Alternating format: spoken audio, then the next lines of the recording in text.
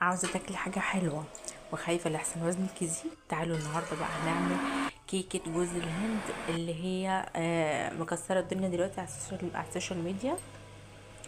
الترند الحلو الجديد، تعالوا نجربه مع بعض النهاردة. هاتي كده كوبايتين من الحليب، تعملوا كوباية ونص من جوز الهند المبشور، 3 معالق من النشا، وكمان 3 معالق من السكر، وما ننساش باكيت فانيليا.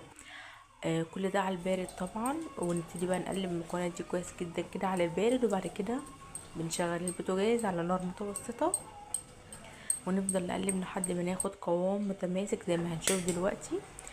لو عجبك الفيديو حبيبة قلبي متنسيش تعملي حركة الاكسبلور، ومتنسيش تحطي لايك لاختك حبيبتك عشان تشجعيها وتدعميها تجيبلك كل جديد.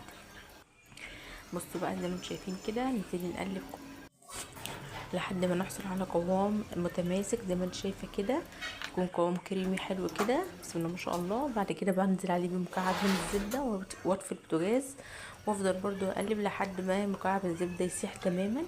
بعد كده ببتدي ان انا اقدمه في القالب البايركس او في البولات او في الكاسات حسب ما انت حابه ان انت تقدمي. بسيبه على جنب بقى يبرد، وتعالوا نعمل الطبقه التانية، طبقه البودنج الشوكولاته. بنزل في الخلاط بكوبايه زيت، كوبايه من السكر، وكوبايه الا ربع من الزيت، و4 معالق من الكاكاو الخام، وابتدي ان انا اشغل عليه الخلاط لحد ما بيبقى بالقوام التقيل الحلو الجميل ده ما شاء الله، يعني تحفه. وابتدي ان انا انزل بيه على وش الكريمه اللي احنا عملناها بجوز الهند. بعد كده بزين بقى الوش كده بجوز هند مبشور، وبألف هنا وشفا. كلي منها زي ما انت عايزه، ولا هتخنك ولا اي حاجه، سهله ولذيذه وخفيفه، وما فيهاش دقيق ولا بيض ولا اي حاجه، كل منها براحتك، والسكر بتاعها خفيف مش تقيل. بألف هنا وشفا.